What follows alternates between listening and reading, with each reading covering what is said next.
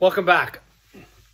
Again, I have to apologize for it being a couple of weeks. I'm trying to knock these out one a week, but listen, if you have a 2-year-old and a 5-year-old like I do, and a significant other and a life and a job and trying desperately not to be so fat, your heart explodes before your kids get to fucking high school. So you're trying to work out.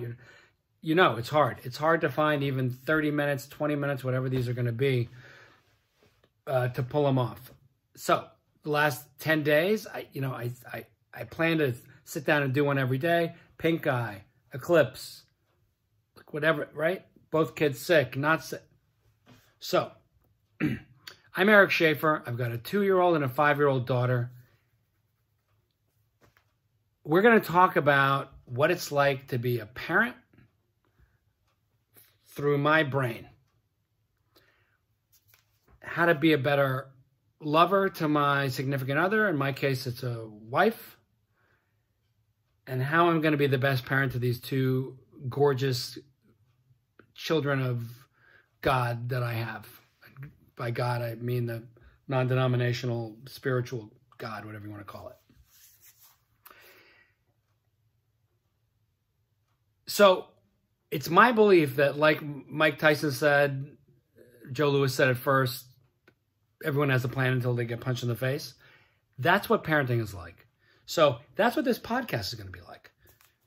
I'm going to have a theme. I'm going to have an idea. I'm going to have a main topic. But then, like parenting is a complete shit show from your design, we're gonna diverge a little bit, but it all has to do with parenting. It all has to do with the thing. So today we're going to talk about, I want to stay on this idea that, I bring myself to my parenting. So the point of view I have that day is a direct result of what's going on in my life. And the number one contributing factor to that is how my relationship is with my wife. So last episode, she gave me this resentment list. We went over it, you and I, before I even talked about it with her. I talked about it with her. She was half joking, half not, that like, oh great, now I'm going to have to tell my therapist that, I gave my husband my resentment list and he made a podcast out of it and didn't even talk to me about it. But that's not fully true. Yes, it's true. I made the podcast first, but then we did talk about it. And as I told you guys, I conceded. She had a lot of good points. I'm going to try to do better on all those things. But I want to piggyback on last week's episode about that. My wife and I might very well have the greatest relationship overall of any couple who are as bad at communicating as we are. My wife and I are like, okay, I've written like my leading ladies in my movies and TV shows for 30 fucking years. And they're always like finishing my sentences and the quipping and the banter. Listen, I wrote a list of all the things I wanted in my soulmate. My wife are the most important three. She's like, her soul, her essence is kooky and spirited. She's kind and she's healthy of mind, body, and spirit. Those were the three most important. But a lot of personality traits and stuff. And she's really funny and I like her a lot. We have a lot of fun together. But a lot of personality traits, quite honestly, weren't checks in boxes on the list. That's just my experience. And so one of them, so not only does she not finish my sentences, our brains think so diametrically oppositely that it's hard. It's astonishing that we can even communicate well enough to get the kids out of that, to live our lives. For instance, we're in the supermarket last week. We're shopping. I say I got to go to the bathroom. So I go off to the bathroom. There's a woman there, kind of like my wife's age, like maybe 40. She's waiting outside the one bathroom door. She's standing right in front of it. There's nothing else there to wait for, right? So if you're standing outside this door, presumably you're waiting to go to the bathroom. She's looking down at her phone, of course. I can't judge that. I would be too. So I say to her, ma'am, are you waiting? And she responds, there's someone in there. Without looking at me, just looking at her phone. Okay, so already I start getting a little annoyed because that's not the answer to my question, right? I know someone's in there, or she wouldn't be standing there waiting. So I say, ma'am, are you waiting? She says, there's someone in there. I take a beat, squash my heightening annoyance, and I nicely again say, are you waiting to go? I said, but are you waiting? And she said, yeah, for the person that's in there to come out. Okay, so now I'm about to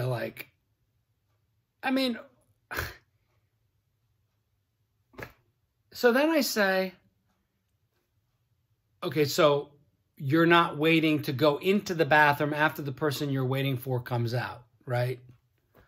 And she goes, nope. So the lady comes out. It seems like a person who's her mother. A minute later, and I go in.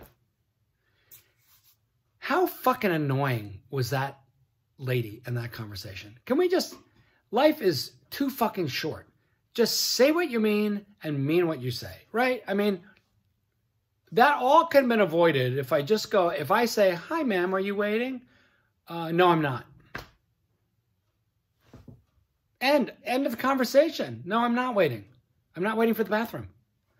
So, of course, I understand that when she says I'm waiting for the person to come out, I could easily assimilate that means she's not going to go in. She's just waiting for the person that's in there. Of course, I could do that. But why do I want to have to try to figure out what the fuck she's talking about?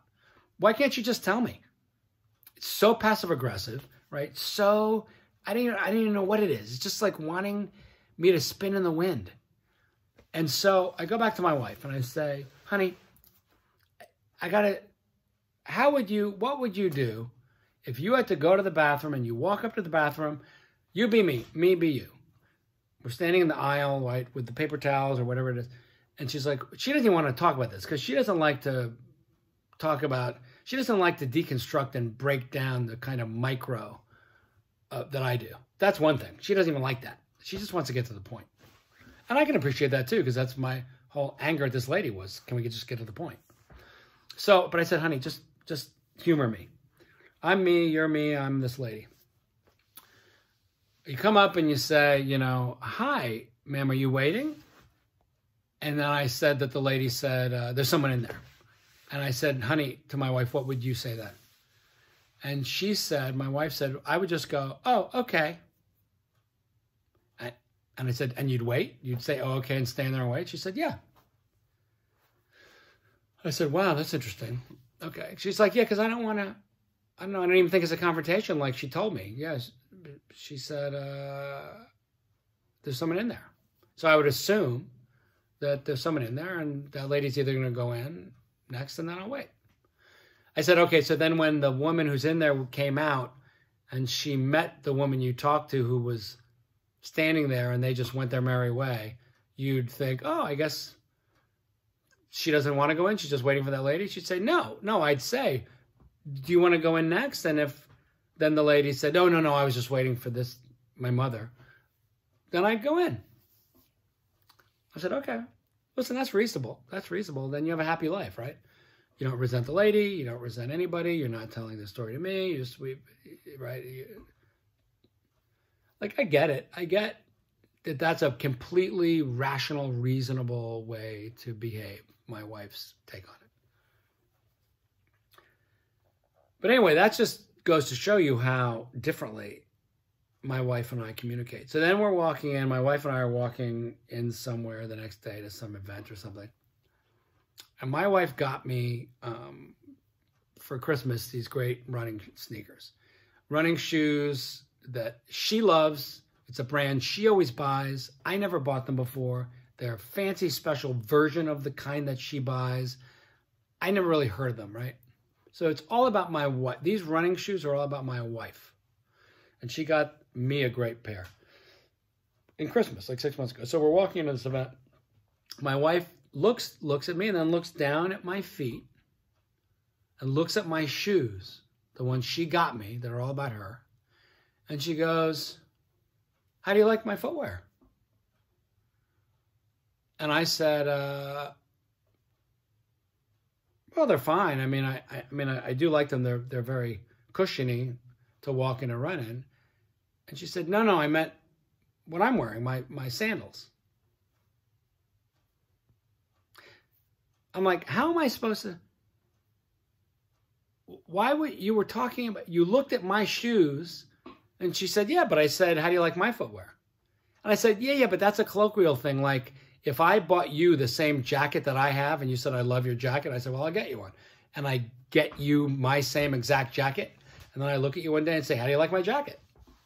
Right? The terminology means, even though I said my jacket, I mean my jacket that I bought for you. I think most people would take it that way. So I said, so when you looked at my feet, and you didn't look at your own feet and say, "How do you like my footwear?" You looked at my feet and said, "How do you like my footwear?" And my footwear was the footwear you got me that's your footwear that you bought for me. This is what I'm trying to talk about. Like, our brains are not on the same, in sync. We're not a boy band. Our brains. Come on, I got to throw in some dad humor. It's so bad. Terrible dad jokes. So that's about the stuff like that. Quite honestly, all joking aside, other than the thing that my wife stuffs a lot of her feelings down, which I can't do anything about, and she's getting better about, when she doesn't stuff them down, about the big important things, I think we actually communicate very well. One such thing happened before the list she gave me, actually, and was solved before the list. We were sitting. I always wake up like an hour and a half after my wife. She gets up first with both kids. I go to bed later than her. She goes to bed at 7:30. She's out. I go to bed at 10. I like to watch TV for a couple hours to decompress. I go to bed. She wakes up with the kids, and then I come down like an hour and a half later. So my wife has mentioned over the few years that we've had kids, like how she'd really love it if I woke up with her earlier. We sleep in different beds since the kids came, just because logistically, that's a whole nother story with the kids and sleeping and getting sleep. And the 5-year-old gets up in the night and goes in and sleeps with her. I'm upstairs next to the baby, so if we hear her cry, I can get her. It's like a whole thing. Anyway, so I'm like, listen, I have a willingness to get up earlier. Well, listen, before I was a dad, I thought, because she said, listen, you sleep late, like, with a kid, it's going to be different. I said, yeah, I know that. And I'm totally prepared for that. Even though my whole life, I slept anywhere from like, I went to bed at 3 a.m. and woke up at noon. At the earliest, I'd go to bed at like 1 in the morning and wake up at 9. Like, I've never, ever been an early person, except when I'm on a yoga retreat. We get up at the crack of dawn and go do yoga at sunrise. And I'm like, oh my God, I'm going to do this the rest of my life. I'm sleeping my whole life away. And I get home, and within a week, I'm back on my normal schedule. Just my body clock. I said, I know. That'll all be different. I get it. And I did all that, and now that I'm a dad, I get up at 5 a.m. I get it. I'm not talking about through the night with feedings and stuff. That's of course. And I did do that. But, surprise, surprise, that I have sort of tried to go back to my, wake up later thing. So she said, I'd really like it if you'd wake up earlier. So I said, I want to. I would do it for 1 or 2 days, and I'd stop and go back. And she'd be so happy and nice and loving and like give me all the things, which are very little, that I ask of her to feel loved. Just as a look, a good morning, a smile, which are hard for her. And I get it when she's been in the battle for an hour and a half with kids that are, even when they're great, they're still a handful. She would give me those things. And I thought, oh, look at that. I give her something that is important to her, and I get this wonderful reinforcement of things that I like, this smile and this love. But I would go back to waking up late. So she brought it up again like a couple months ago, and this time she had a seriousness and kind of a sadness and And she started crying and saying, you know, I just didn't know it was going to be like this. And she's the greatest mother in the world, the greatest. But I get it. And that really touched me. And it made me emotional because I love my kids more than anything. And the whole design behind this podcast, which was you're a great parent, even though you're afraid you suck. Like, I thought I'd be the best dad in the world, hands down. Most fun all the time. I'm not. I am majorly fallible. I'm desperately trying to get better so I don't ruin my kids. Listen, I have plenty of positives, but like nowhere near the greatest dad in the world or the greatest dad that I thought I would be. So, you know, I didn't think it was going to be like this. That really hit a chord in me. And seeing my wife cry just gutted me. I've been with my wife for 7 years. I've seen her cry 3 times. Okay, 3 times. Once when Emmy was born, once when Story was born, and once when I agreed to take Viagra. I'm not even kidding. The 3 times she's cried. When the kids were born, when I finally agreed I'd take Viagra. So I said, listen, I want our relationship to get better, and I want you to not sit in a car weeping, all twisted up, saying, I didn't think it was going to be like this. I don't know if I can do it. I'll do whatever I have to do. So I started getting up early that next morning, and it's been 3 months, and I've gotten up every day at 6:30 in the morning before my wife with the kids. And I think it's made a big difference. She's much happier. I'm much happier. I get to be with my kids early and see them wake up in the morning. Daddy, Daddy, I want Daddy, I want Daddy. So that's how we communicate about important stuff. Notwithstanding the complete miss we have on 99% of our daily interactions, on the important stuff, I think we do pretty well. So that's my 2 cents on that. You know, and I encourage any of you who want a better relationship with your kids to get a better relationship with your significant other. And the way I do that is, you know, by really listening and then changing based on what they need to the best of my ability. So that's that. I got to pick up the girls now at school. Next week, I want to stay on this theme of, you know, happy life, happy wife is the joke headline, but that doesn't mean just acquiescing and saying yes to her. It means really listening. So piggyback on that and talk about why I had always believed and still sort of do that the fact that I bring in all the money in the relationship afforded me the ability to sleep an extra 2 hours.